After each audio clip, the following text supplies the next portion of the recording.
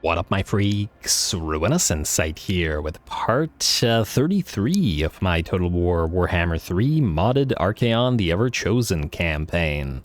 So as we saw last time, Kislev has fallen, and with Kislev the short victory and long victories have both been achieved. This gives us some rewards. I do love the additional experience gain, as it'll help our new armies and get on the field and, you know, get to their final forms faster. The little bit of Winds of Magic power reserve is great, and the extra hero capacity, only +1 perhaps, but still nice because we are still fairly limited in the exalted hero department, as we do need more for more armies, especially for the newer ones. 2 would always be better than 1 for the additional support and the additional training, although most of their training wouldn't stack, I imagine, but the retinue trainer still would, even if this didn't, although 200 isn't crazy, but anyway, we'll get into that later as we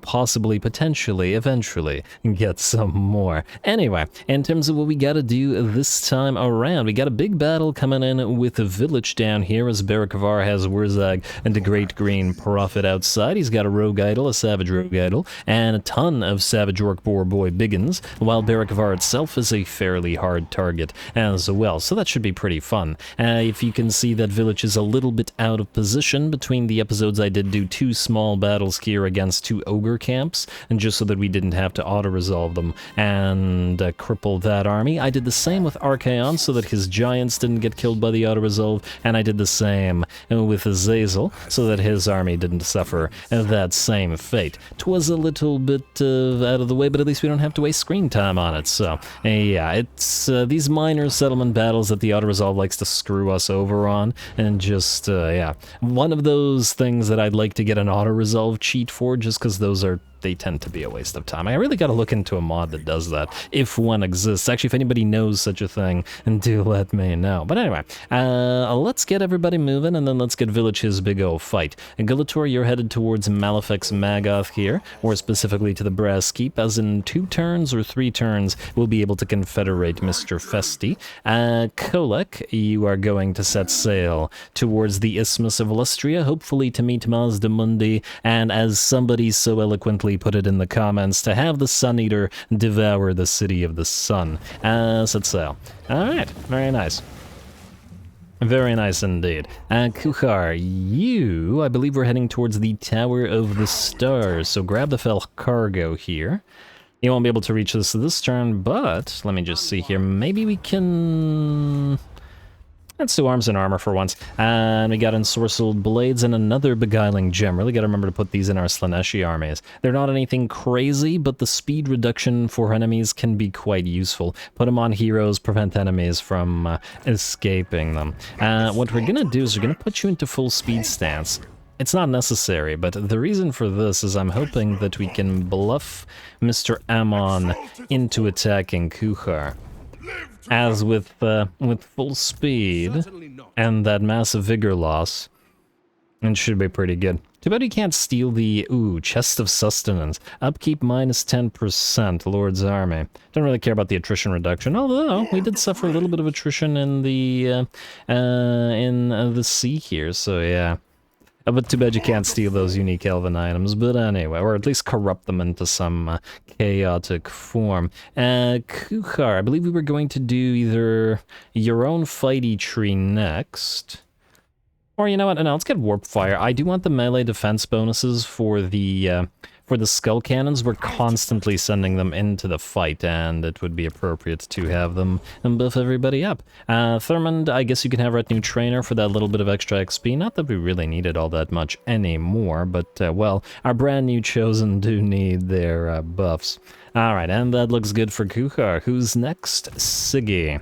Siggy is next. Okay, so you have 2. Okay, Altharion has nowhere to run, so what I will guess need to do is grab the Citadel of Lead and sack it again. Right? Yeah, I guess we need to... Oh. I'm thinking. Because once we can just auto-resolve this. We have Gift to Vassal available. Problem is, what I don't know is if we lose movement if we do this, or at least I don't remember. So we're going to sack it again. Then we can still move. Then we'll kill Tharian, and hopefully we can still gift. Hopefully it doesn't have that do nothing or don't do anything. Oh, you gotta be kidding me. One of the Hellstriders will die. Okay, fine. I'm just gonna rapidly move through this. Okay, it was a good idea to do those 3 battles off screen because this one became necessary. Another little duel for Siggy, I guess. Send him forth, see how he fares. Too bad we don't have an Exalted Hero of Nurgle here to heal the single entities up, as that would be lovely, but what can you do?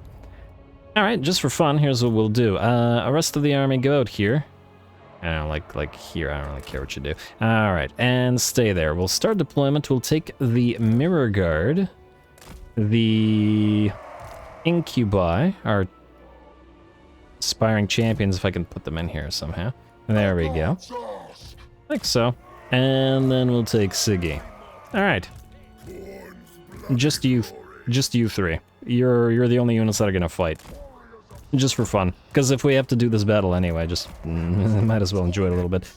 Start battle, and you guys go. You guys move over here. Let's speed it up. Siggy. I'm not gonna look at you, because if I do, I'll just burst out laughing. Look at him booking it down there. Charge those silver helms, sir. Wait until Altharian comes down. And you are in, Altharian. Are you really gonna run? Okay. Alright, well, Siggy, get to work. You can activate Sliver Slash immediately, and Altharian coming down. There he goes, alright. Activate your Potion of Toughness. You guys move in to help.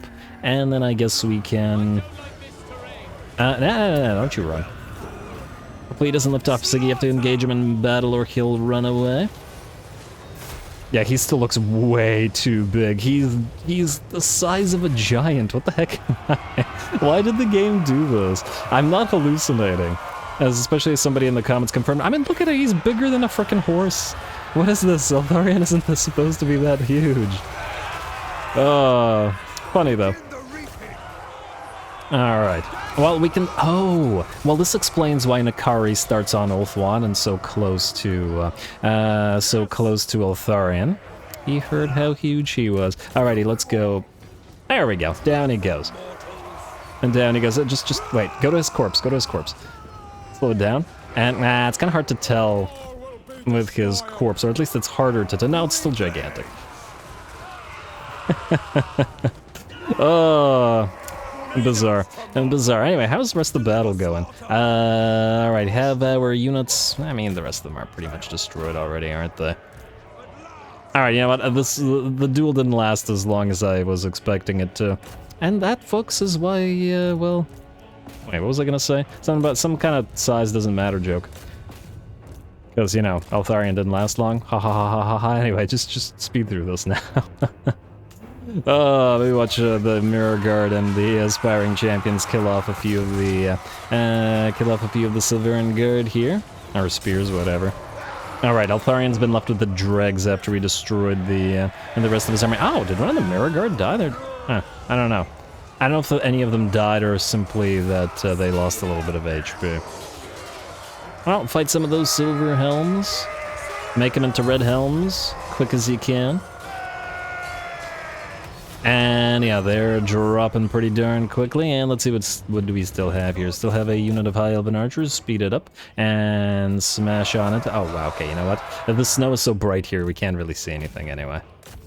And what are you doing? Oh, you're still in group stance, that's why.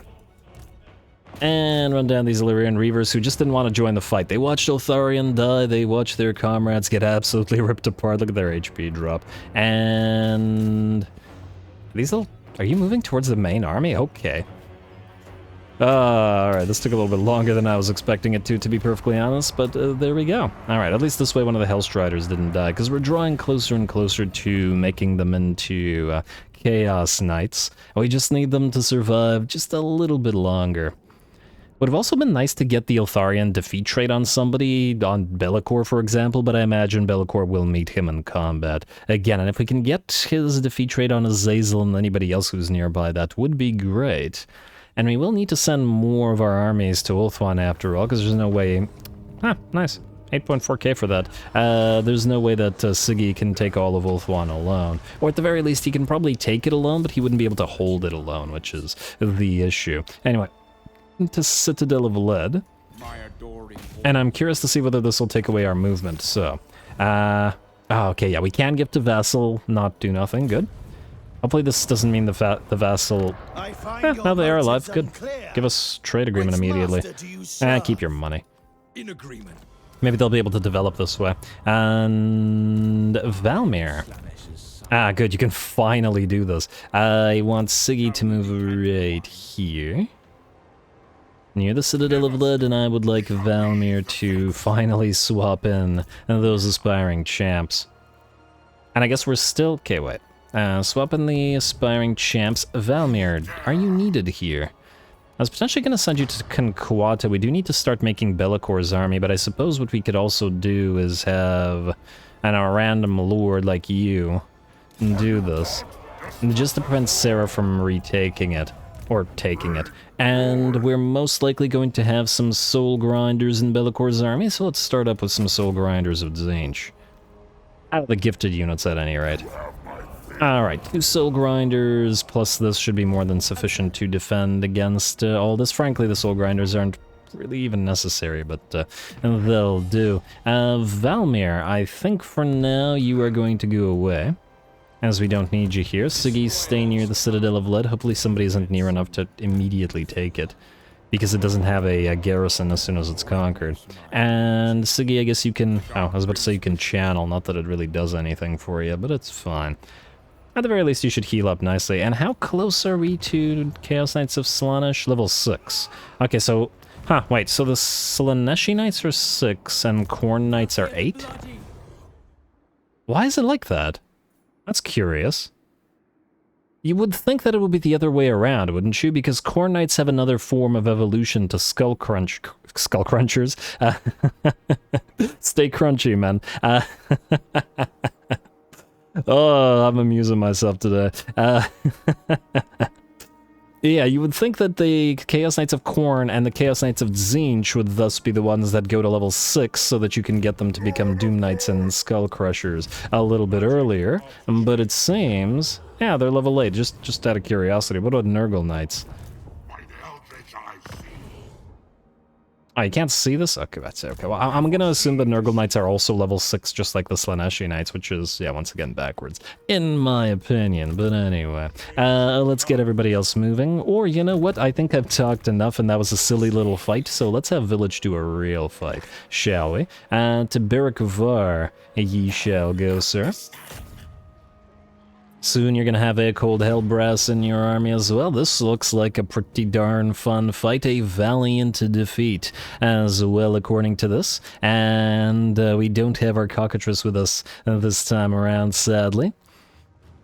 And though I might put one back in this army. Either way, before we get started, it looks like we did reach the engagement threshold, and once again we'll do the hour long, and the offer still stands as long as this campaign keeps running. 250 likes and 45 comments, and the next episode will be an hour long as well. Let's get to it. Ooh, and we get the Wurzag defeat trait, which as I recall is pretty nice as well. Go.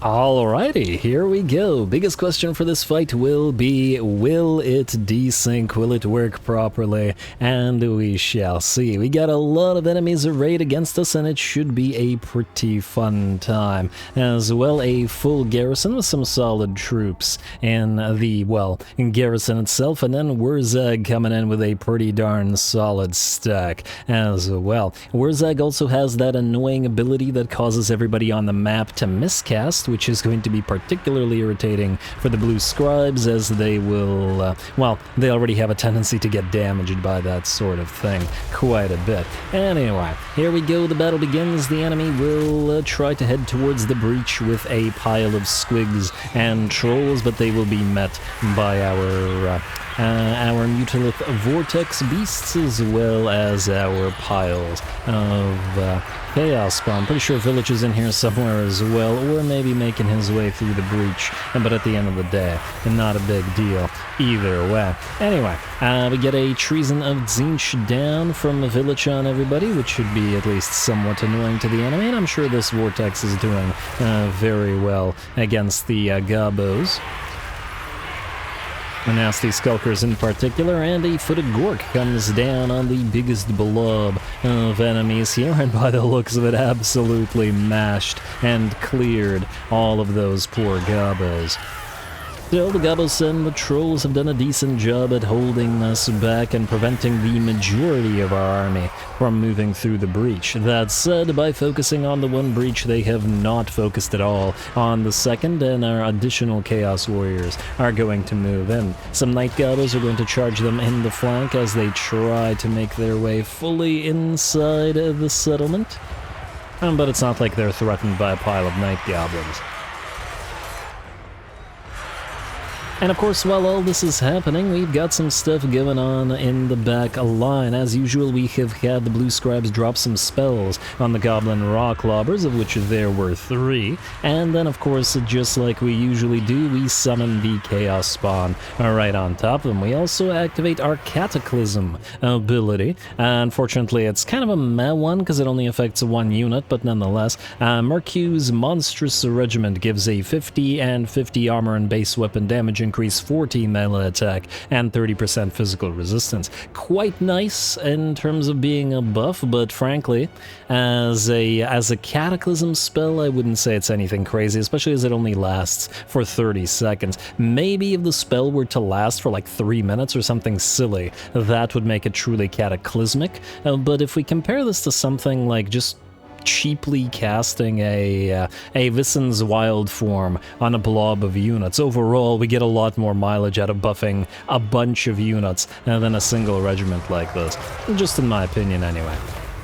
And there we go. Mercu's regiment is no longer up, but it did allow these guys to see off those Night Goblins fairly quick, and ow. This poor Chaos Warrior got hit directly by a tower, but is fine by the looks of it. Anyway, the rest of our units are going to move forward into the enemy settlement, give chase to more Gobos, and it looks like, so far by the looks of it anyway, the Chaos Spawn haven't so far been too interfering which is a word I swear, with the Vortex Beasts, which do seem to be able to get through them, which is pretty good. I was a little bit concerned when we replaced the Forsaken originally in this army with the Chaos Spawn that they were just going to interfere with the Vortex Beasts, but apparently not the case, which is just lovely. Anyway, what do we got here? We got another summon, more Forsaken to join the Chaos Spawn. It looks like the enemies have sent a few units up there. That's okay, though. We're going to pop a Black Whirlwind on them from the Skaven lore, and I think this is the first time we've used this particular spell in this battle. And if nothing else, it looks nice. Too bad every single spell when cast by the Blue Scribes doesn't just get recolored to Tzeentch in some way. Alrighty. Either way, technically speaking, all spells are from the same source, so yeah, you don't need to technically be like this lore specialization thing. It's a game thing. It's not a lore thing so much. Like, there's nothing really stopping somebody who's a metal wizard from learning how to cast a spell from another well, okay, there is generally in the Empire specifically, but for wielders of chaos magics, for example, or for the vampires or other such creatures, or Slan, they can do whatever they want, and they don't have to limit themselves. Okay, well, the vampires do have some limitations as well, but they can learn other stuff. It's just that certain things may, well, may be detrimental to them, I suppose. But anyway, I digress. Let's see. We are making our way further into the enemy settlement. Stopped a little bit at the minor supply location here while we wait for this tower to go down. Was a little bit faster to do so than to deal with it via the blue scribes. Speaking of the blue scribes, they got that Wurzag's revenge on them now. 50% miscast chance, which is quite annoying, and will make them a lot less effective. They're already heavily damaged due to the miscasting, though they have gotten plenty of kills and damage as well. In the meantime, Wurzag's army has arrived, and it looks like it's the Boar Boy Biggins, the Savage Boar Boy Biggins, Savage Orc Boar Boy Biggins, that have made their way to deal with us here. Village is fighting and down south as well, just sort of keeping the enemy from charging the pink horrors and whatnot. Not the most necessary thing, perhaps, but at the same time, with all of our melee engaged here in a big pile, and we don't want our horrors to be threatened. And Village by himself can hold off pretty much an entire enemy army in that he's just so difficult to kill. So he's a very good anchor for a line, and he's not vulnerable like something like a Mutalith or Chaos Spawn or even Chaos Warriors or whatever it is. Alright, and it looks like the blue scribes have decided to expend a magic slot on summoning a feral manticore. We needed somebody to deal with this arrow tower up here because there was no way we were going to move up to this victory plaza, which is just fine. Otherwise, it's just attrition time here as we are locked in combat with the enemy blob of Boar Boys. Chaos Spawn and other such similar units versus the Boar Boys. A little bit of trolls, a little bit of orcs and other units in the blob, but yeah. Usually we'd probably be able to flatten this pretty darn quick, and we're going to help out a little bit with a Hellhammer down upon the enemy, like so. I wonder if we could have made it bounce, probably could have made it bounce multiple times. I thought that this was a wall, but apparently not, so that's unfortunate. Oh well. Like a little geometry minigame that you have to play to cast those spells sometimes. Anyway, over on this side, looks like some Gobbo archers and not Gobbo archers have decided to try to flank us, but they're going to get wrecked by the pink and blue horrors firing at them, and the blue horrors Regiment of Renown is out front as well. Ooh, it looks like the blue scribes just got hit by Wurzag, and yeah, they're hurt, and they've reached their healing capacity as well. Gotta be careful about that. And blue horrors get hit with the effigy of the Git, which is not really, there's not really much point, as they are where they're supposed to be. They're not trying to escape, and they are just fine. I don't know why the AI decided to do that. Well, good for them. I guess the damage, but the effigy of the Git does like no damage. Like, what was the point of that? Man, maybe Wurzag thought that because this unit would generally be in skirmish mode that they tried around, but anyway. Wurzag moves in, and he's going to pop a Brain Burster, I believe, upon the Chromatic Abominations, rather, though they haven't lost their,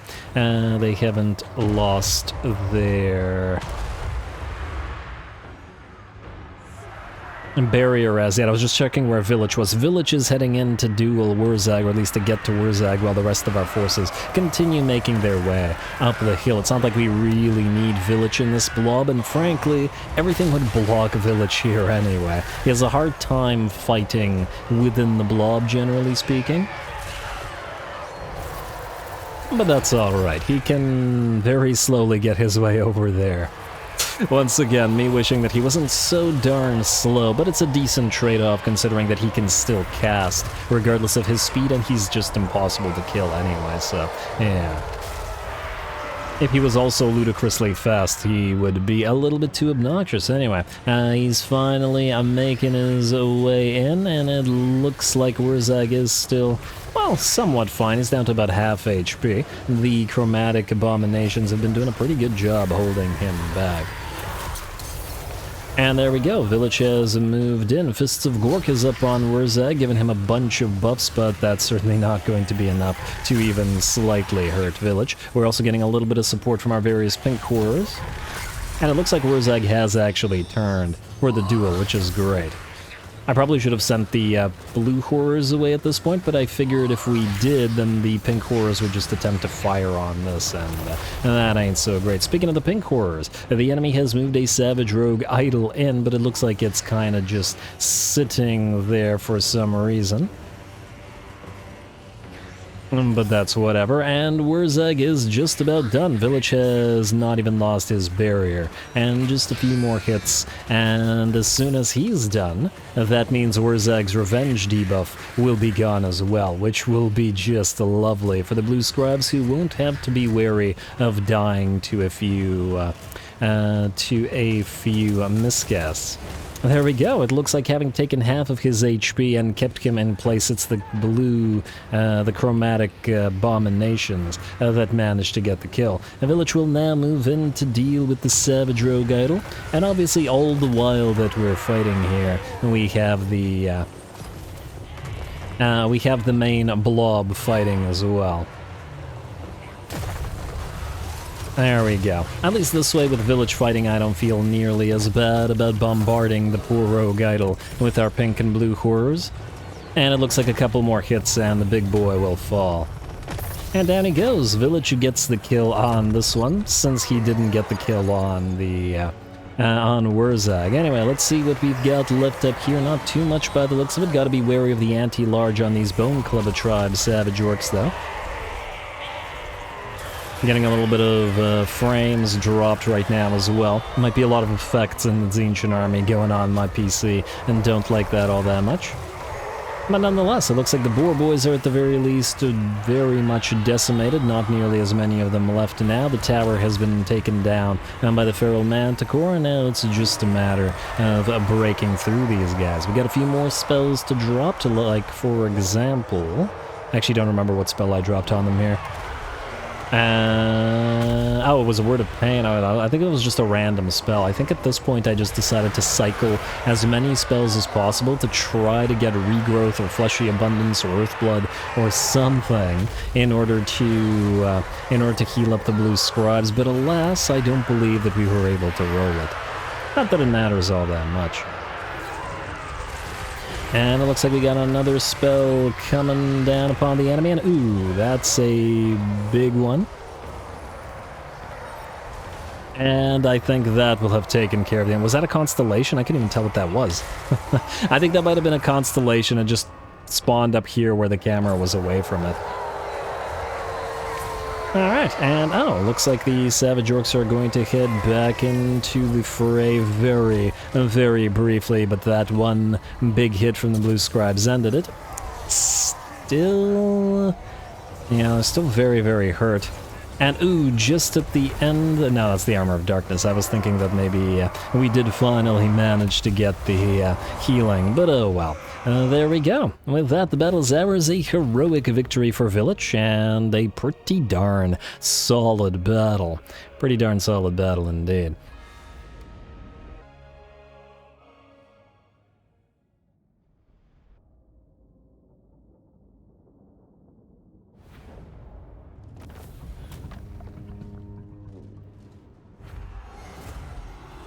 Alright, well, that was a very nice battle, at least on my end. I have no idea how it looked to you guys, because this was the settlement that seems to tend to have the desyncs going on with regards to the replays, and on top of that it did have the 14k HP on the gate, so I'm willing to bet that, well,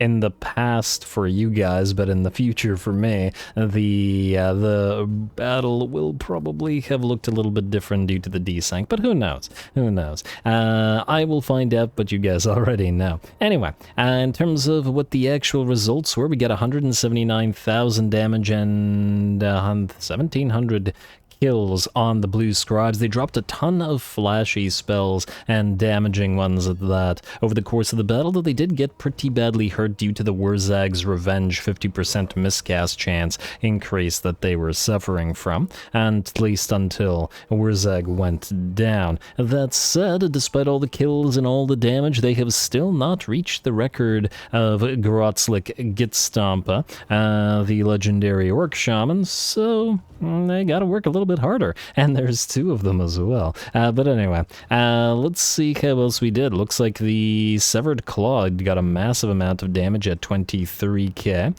and vastly overperformed all the regular Chaos Warriors. And looks like our Pink Horrors and Blue Horrors did roughly on par, and the Exalted Pink Horrors, weirdly enough, did less than all of them. That's unexpected. And 70k and 58k on the 2 Mutiliths, always doing good, and 15 and 20k on our 2 Spawn. Also doing good. We got a nice glittering scales as a reward. I don't remember if I have 2 of these in Azazel's army as yet. I think we have 1, so we'll probably want a second, just because we're still debuff stacking there. Otherwise, we got plenty of rewards. Wurzag is down. His army is heavily damaged, at least, though. Those boars are looking to escape. We will, ooh... I'm going to just say occupy. I don't remember how much range we had, and it sounds like we really need the money right now. Now, the materials at sea will be gone in 2 turns, so we do have to be prepared for that. Yeah, there we go. Wurzag defeated, physical resistance, and a charge bonus. This would have actually been a lovely defeat trait to acquire on Archie as well for his knights, or Kukar for the charge bonus, or, well, really anybody. It's a decent defeat trait. Nothing crazy, but decent. Anyway, we've got Baricar. Unfortunately, it's useless to us due to the Chaos Wharf, but at least it'll allow Village's army to replenish all that much quicker. And yeah, it's going to be a while before you guys can become knights. We're not keeping these guys in this army, so I just wanted them as units that we could use in order to get Aecold faster, but it'll take some time. Anyway, we need to knock these things down. And Narath, let's grab a couple of Marauders here and, I don't know, Doggo and Doggo? I'm gonna assume that that's sufficient.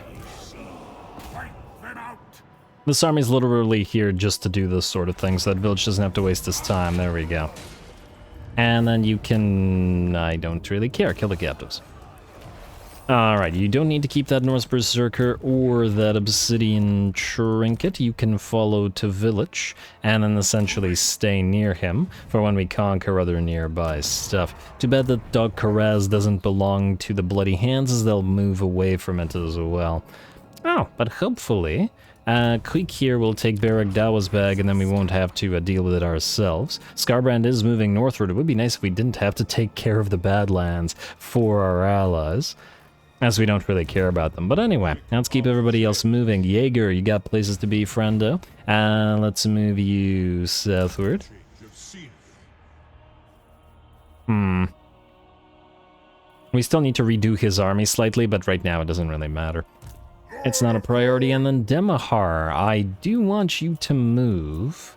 We gotta be in place to recruit those Exalted Bloodletters as soon as we can, but we're not in place as yet, so I guess you can start moving as well. I wonder whether you can immediately head to sea, but I guess we're about to find out. Alright.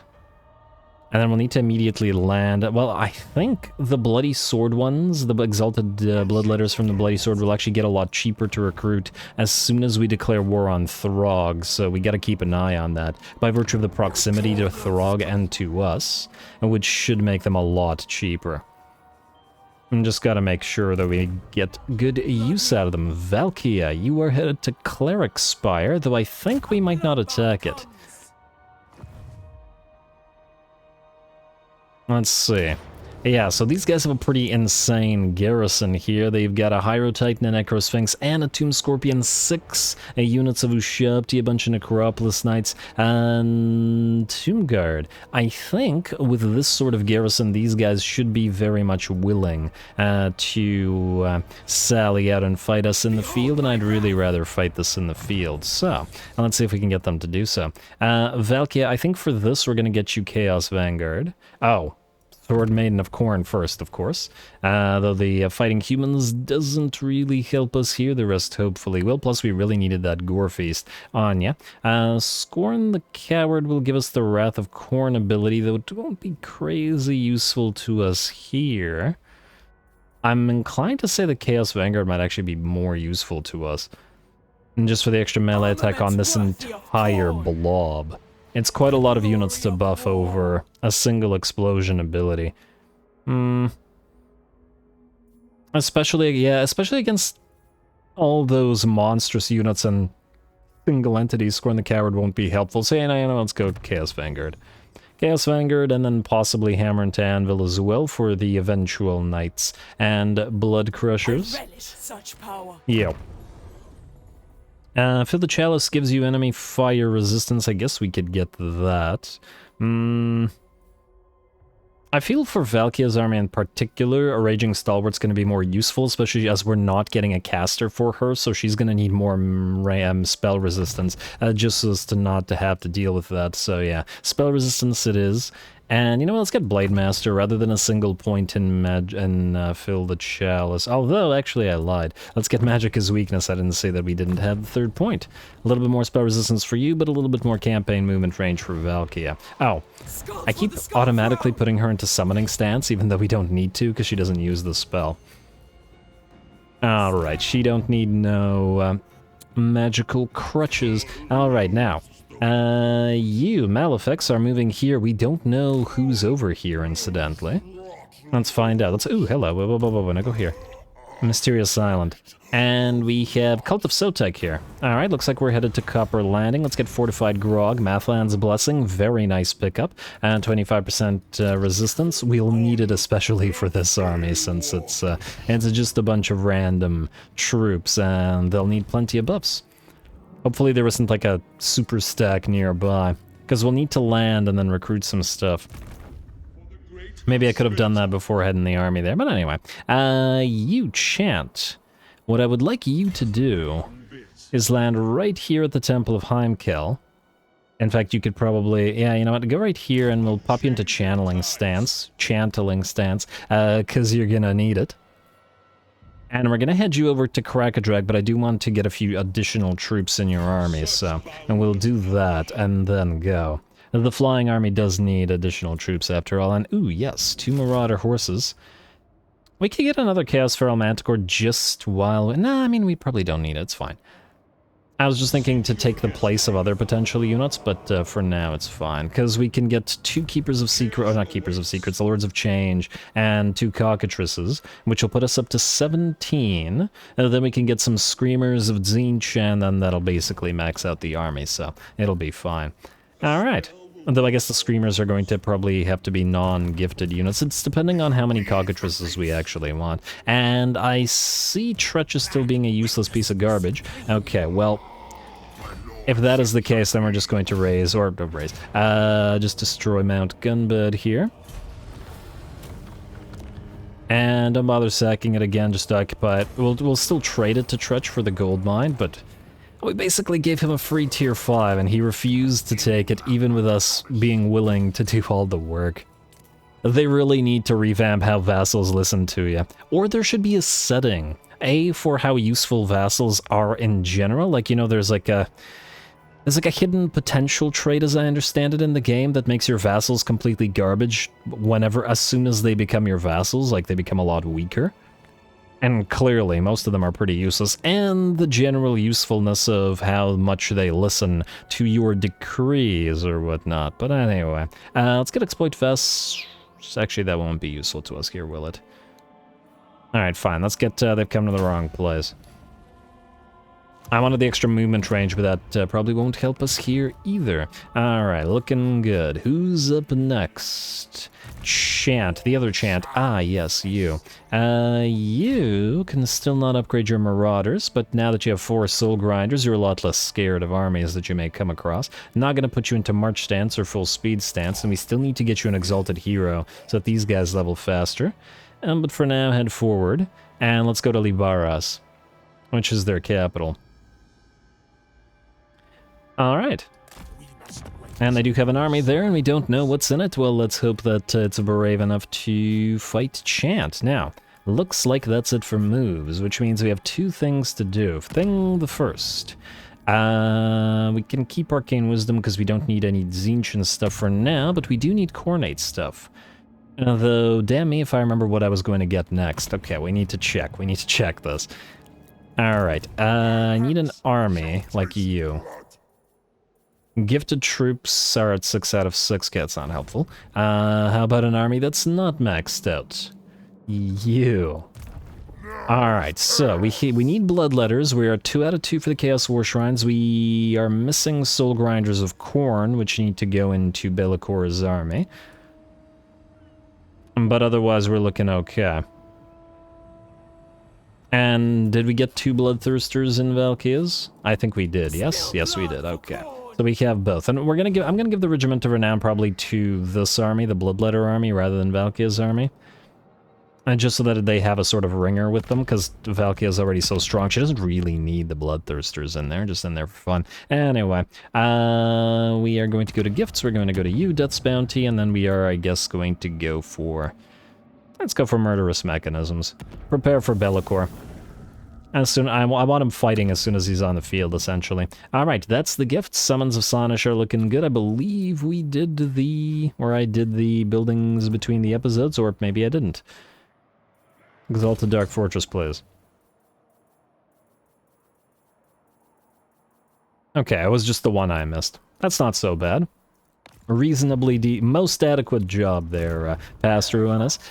Skip Path to Glory outpost upgrade. You know what? Maybe it's time to upgrade a few outposts. We do have the money once again.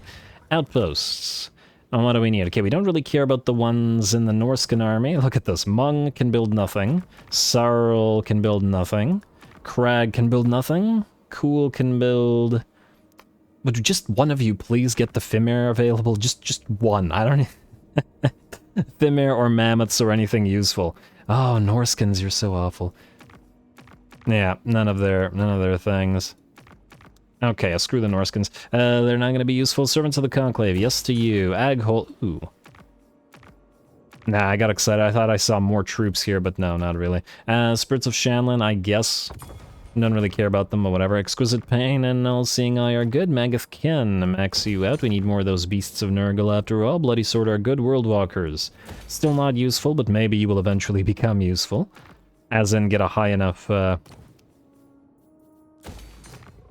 troop capacity or ability to get elite-ish troops. Hag Grief, you have done nothing with your territory so far.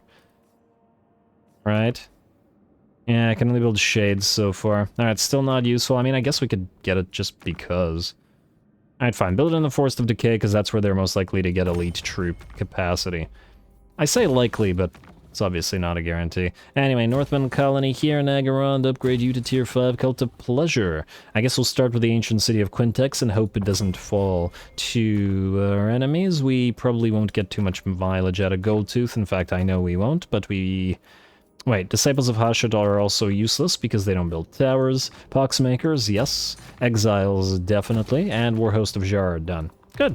That's pretty much all of our outposts, I believe.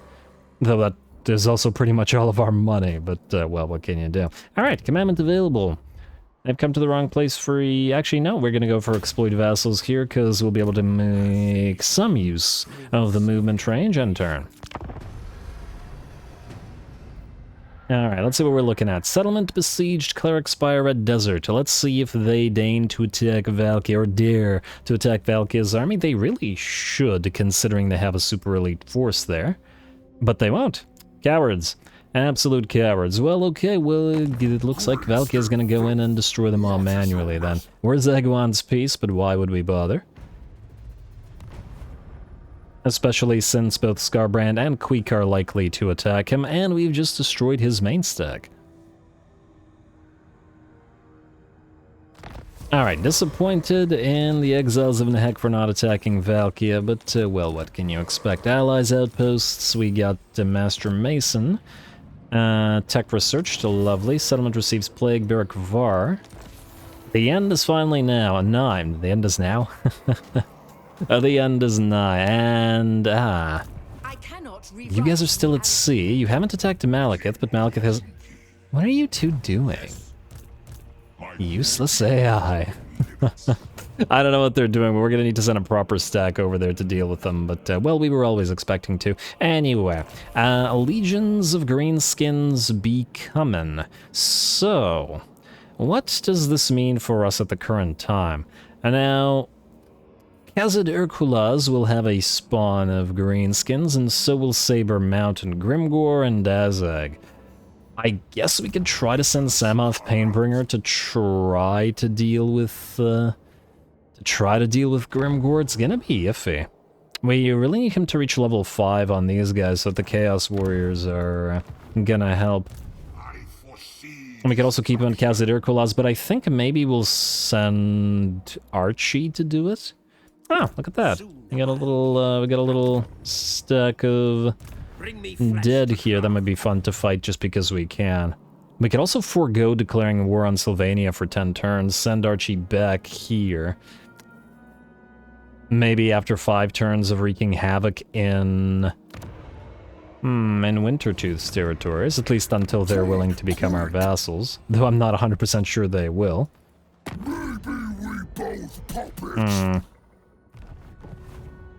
Hard to say, but I think regardless of the way we do that, we do need Samoth Painbringer to move either to Khazad-dûr-Khulaz or to Saber Mountain, so yeah. We can also have him get some XP from Karak Kadrin and see how long it takes him to reach here. Also don't remember what setting I set this endgame at. I really didn't care that much about it because I'm still not super happy with the way the form of this endgame is, so it's probably not super high in this campaign. So Samoth will hopefully be able to handle it, we'll see. I mean, if we lose an army, we lose an army. And not a huge deal at the end of the day. Valkia, it's time to go. Cleric Spire, still a valiant defeat, and these guys have taken no damage in terms of attrition. Or at the very least, the Ushabti Hound got a little bit of losses on the Necropolis Knights, but winning by attrition is not very cornate. What is cornate is storming the walls, and damn the expense, damn the consequence, and damn the casualties. Go.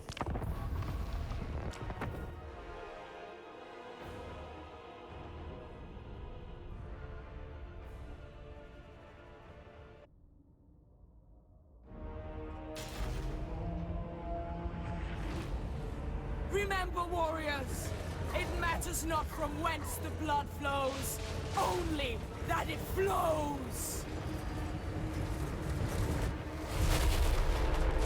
Alright, here we go. I like how the wall came down just as soon as Valkia flew over it. Almost a blessing of corn, so that the enemy cannot hide behind those pitiful walls and has to engage in combat. Speaking of engaging in combat, here come our 2 pet bloodthirsters here. Slaughter and Carnage gonna move in and start whacking away at those units of Ushabti with great bows. We really need these things off the field, as we can see. Even as Slaughter and Carnage flew in, they both took about 15 to 25% damage, or maybe 20% damage of HP just by being focused by these guys. And it looks like another one is still focusing them down, so we need to make sure that we clear the way and destroy them.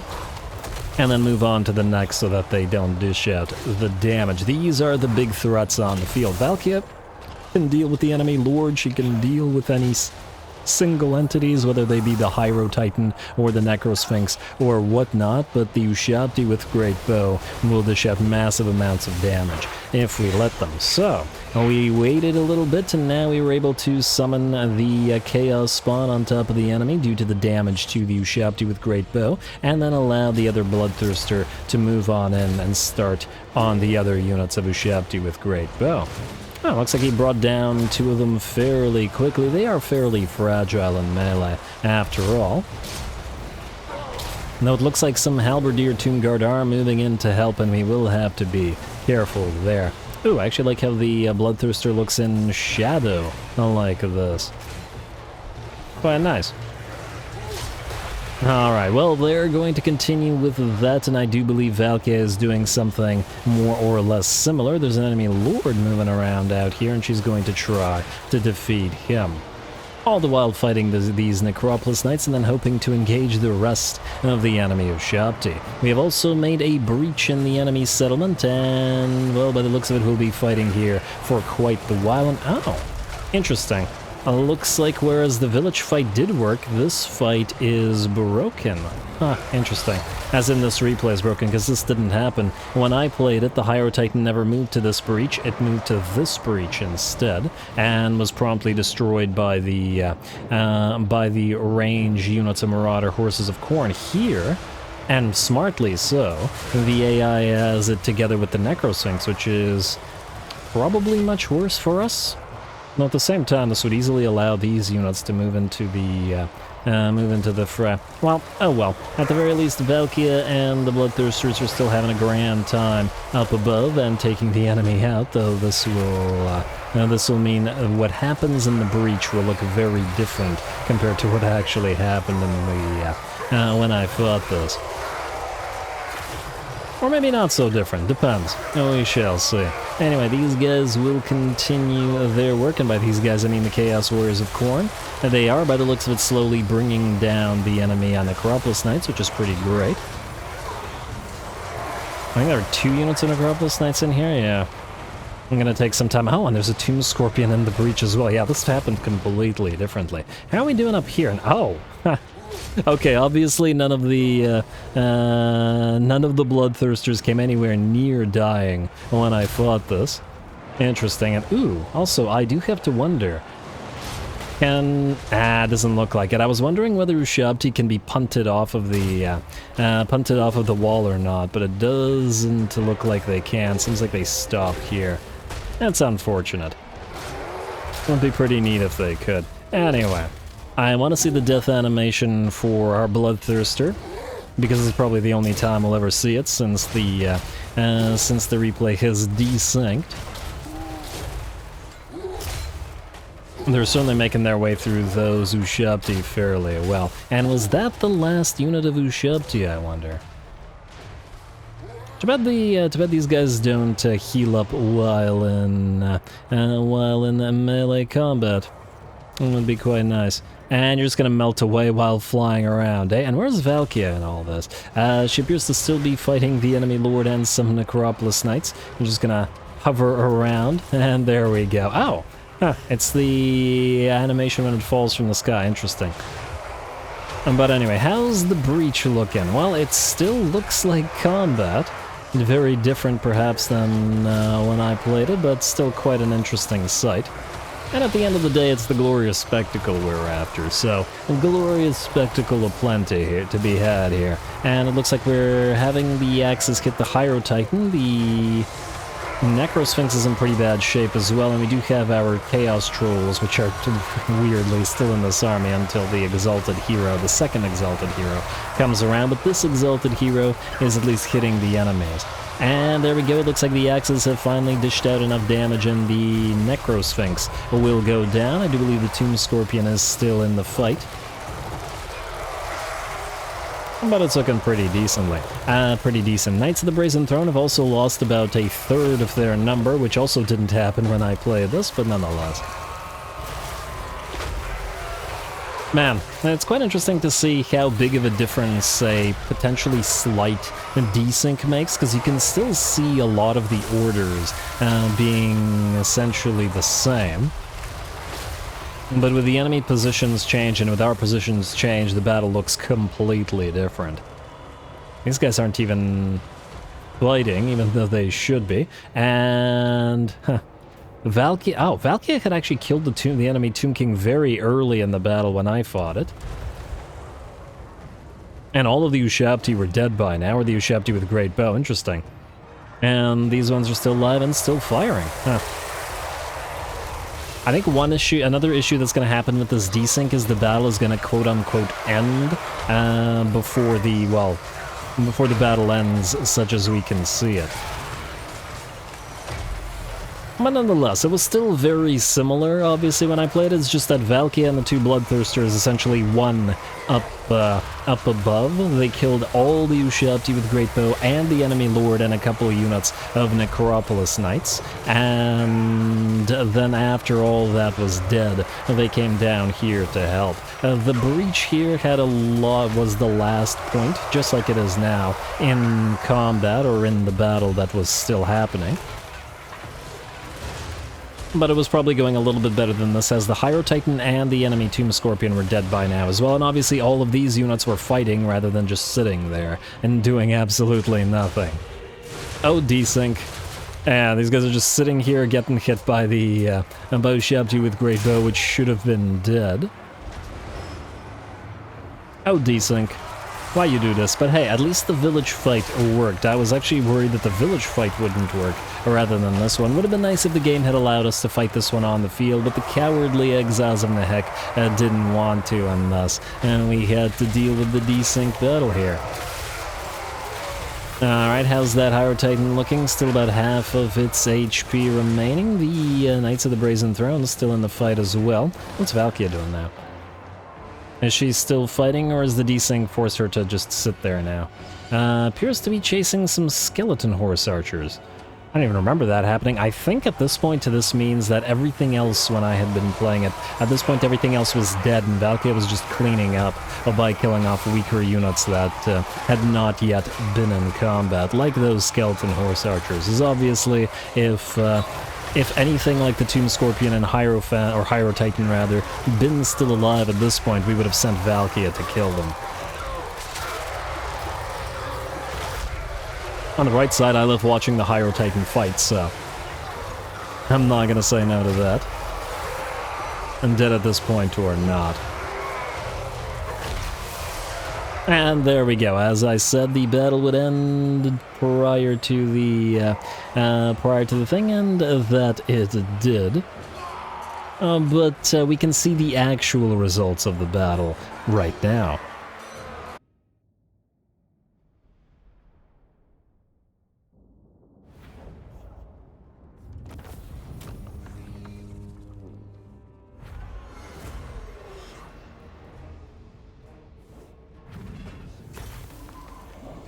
Alrighty, very nice. I was very happy with that. Hopefully the replay worked for that particular battle. Though once again, no promises and I don't know. But the way that Slaughter, Carnage, and Valkia were able to fight together, take out the big threat of those ranged units and prevent them from destroying the rest of our army really worked out well. The rest of our army did decently well as well. Looks like at 17k, one of the Chaos Warriors of Khorne got the MVP, especially considering everybody else, I guess, didn't have nearly as much of a chance. So this was probably the first unit through the breach, hence all the extra damage on them, but nobody did anywhere close to Valkia, Slaughter, and Carnage. I'm very happy with that, especially considering, I mean, you're not going to get a better Tomb King's army than this. It's, I don't know, 3/4 full of constructs, a few Tomb Guard, and very nice. I guess they could have used some casters, but well, it wasn't in the cards. Anyway, close victory for us. We are... you can't even... you can't subjugate them. Interesting, considering their hatred and aversion for chaos, it does make sense, so I guess we'll sack it. Not like we could trade it to anybody. Take the money. I mean, we did just spend a bunch of money, and I guess we're getting a bunch of money back. Path to Glory unlocked. Great, a free relic sword that will hopefully turn into something useful. Valkia can still move at max, but, wow. We got occupied, not much of a choice. Alright. And it'll take a few turns for the Bloodthirsters to recover, but that's alright. Exiles of NIGH have been destroyed, and we're headed to southward to help out Morathi. I see that Sildred Tor have revived. Or were they always alive? I don't know. Could have been a rebellious Dark Elven faction that revived. Kind of interesting that they're right in the middle of the of Morathi's territory, though. And interestingly enough, they are not at Sildred Tor itself, they're at a nearby territory. But anyway, they will maybe act as a bulwark for Morathi against some of the High Elves. We shall see. Anyway, Archie. Where do we send you? You know what, I'm still not 100% sure whether we should attack this guy or go for Prague. I mean, it'll be, what, 2 turns out of our way? You know what I probably should have done? Should have probably generated another smaller army nearby to be able to take Prague for us, and maybe to occupy Kislev so that we could get the furs. We could do that at Zavastra, for example. You know, I'm going to give that some thought. It doesn't have to be decided this particular episode, as there's other stuff to do, though, considering that we're basically out of time. Not even really. Zazel, sadly you cannot reach the Bleakhold Fortress, eh? Not possible. Well, I did want to save Tyrion for Valkia anyway. A raiding is probably... I mean, we could still raid. I'm just a little bit concerned that Tyrion would be able to attack Azazel while he's in Vigor Loss. And that seems like a bad idea. Azazel, set up an ambush outside of Hag Hall, I think.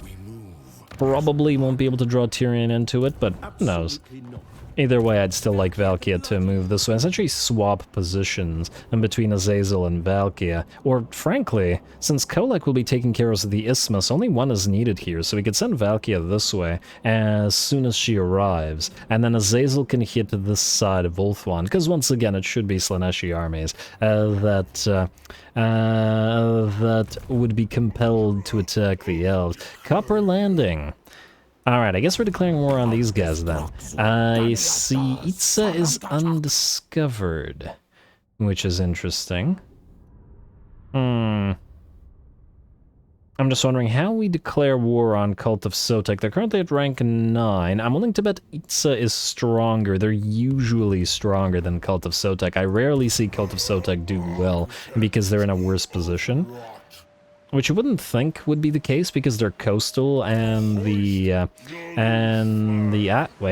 factions encountered? Eats out, perfect. Alright, so what I want to see is this. Okay, I shouldn't have done it that way. You are at strength rank 23 and settlements 9. Itza's strength rank 9 is strength rank, and settlements 17.